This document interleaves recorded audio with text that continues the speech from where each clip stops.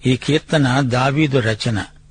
తన ప్రార్థనలకు దేవుడు జవాబిచ్చాడు గనుక దేవునికి కృతజ్ఞతాస్తుతులు సమర్పిస్తున్నాడు.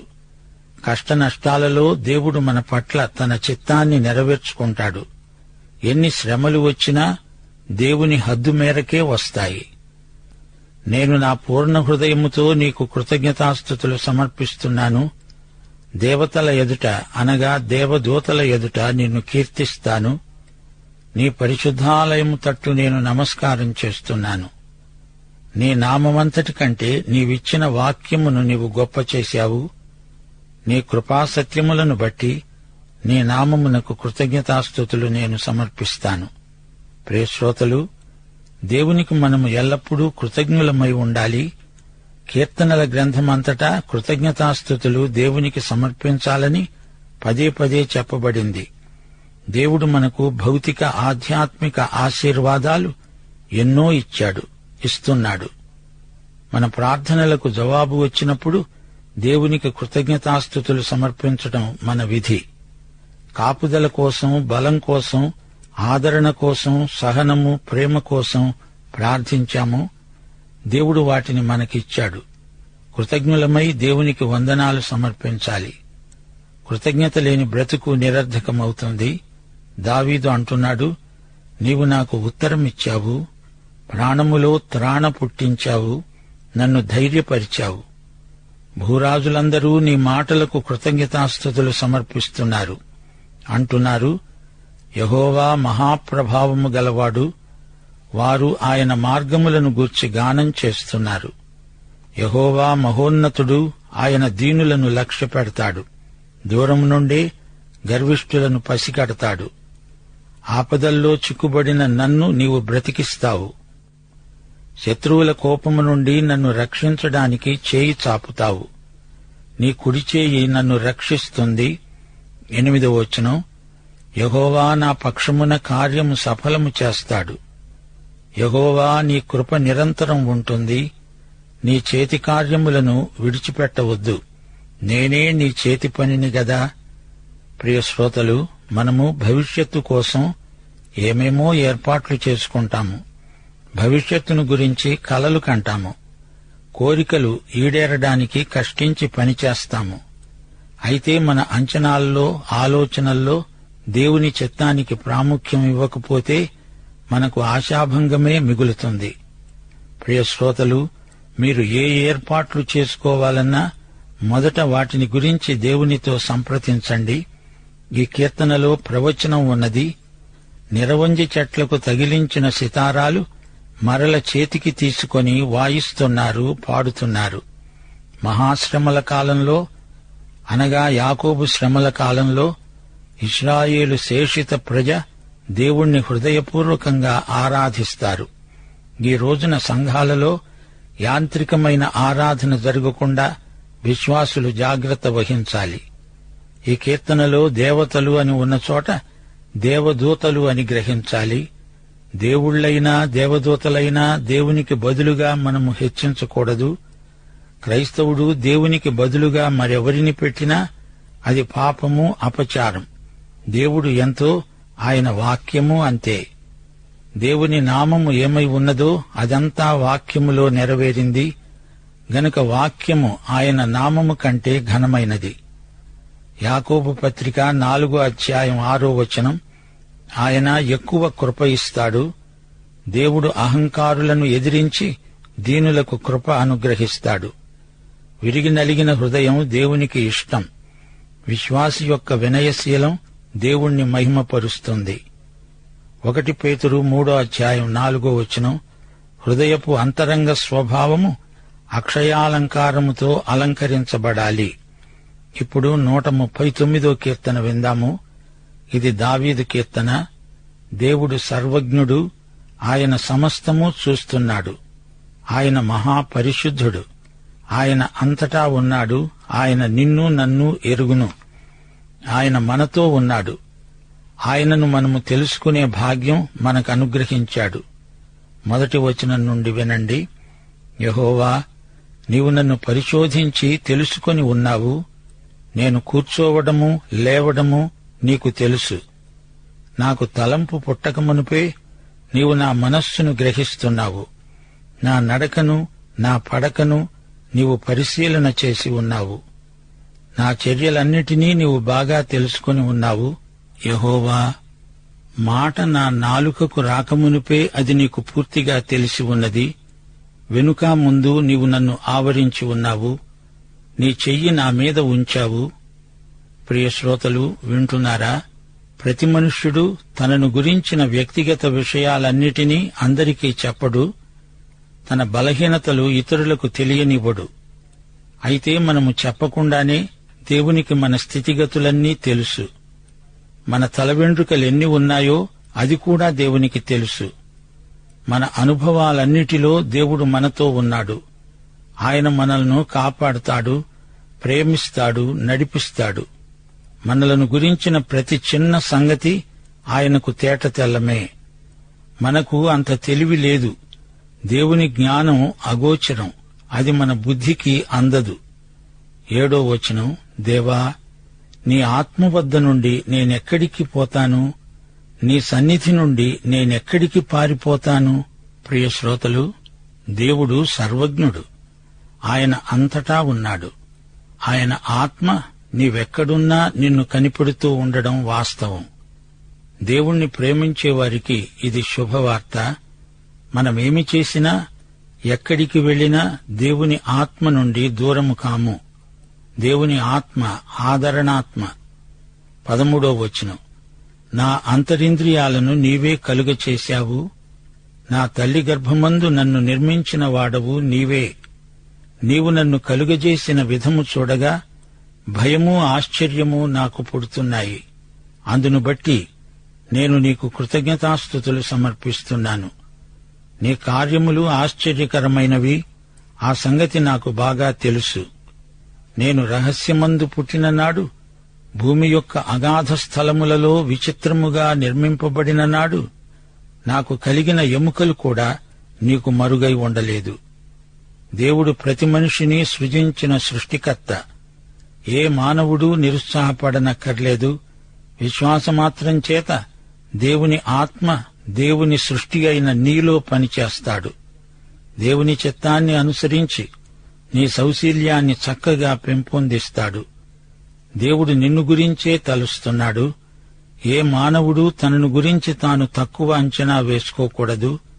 దేవుని దృష్టిలో ఏ మానవుడు వ్యర్థుడు కాడు.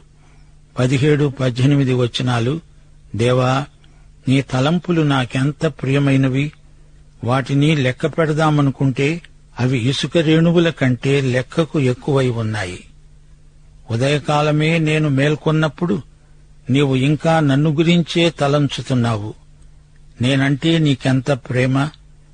ఈ తలంపు మనకెంతో ఆదరణ. ఆయన మనల్ని పడనివ్వడు, పడితే పట్టుకుంటాడు. మనల్ని గురించి ఆయన ఎంతగా తలంచుతున్నప్పుడు మనము ఆయనను గురించి ఎంత తలంచుతున్నామో కొంచెము ఆలోచించండి.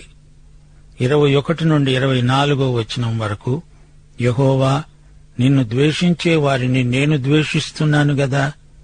నీ మీదికి లేచే వారిని నేను అసహ్యించుకుంటున్నాను గదా. వారి యందు నాకు పూర్ణ ద్వేషము కలదు. వారిని నాకు శత్రువులనుగా భావించుకుంటున్నాను. దేవా, నన్ను పరిశోధించి నా హృదయాన్ని తెలుసుకో. నన్ను పరీక్షించి నా ఆలోచనలను తెలుసుకో. నీకు ఆయాసకరమైన మార్గము నా యందు ఉన్నదేమో చూడు. నిత్యమార్గమున నన్ను నడిపించు. దావీదుకు దేవుడంటే ఎంతో ఆసక్తి. తన శత్రువులందరూ దేవుని శత్రువులని భావించాడు. దేవుని నీతి న్యాయములను బట్టి వారిని శత్రువులుగా ఎంచాడు. గాని అది వ్యక్తిగతమైన కక్ష కాదు. ప్రజలు దేవుణ్ణి ద్వేషించినప్పుడు ప్రజలపై కోపపడడం భావ్యమే. అయితే దేవుడే తీర్పరి.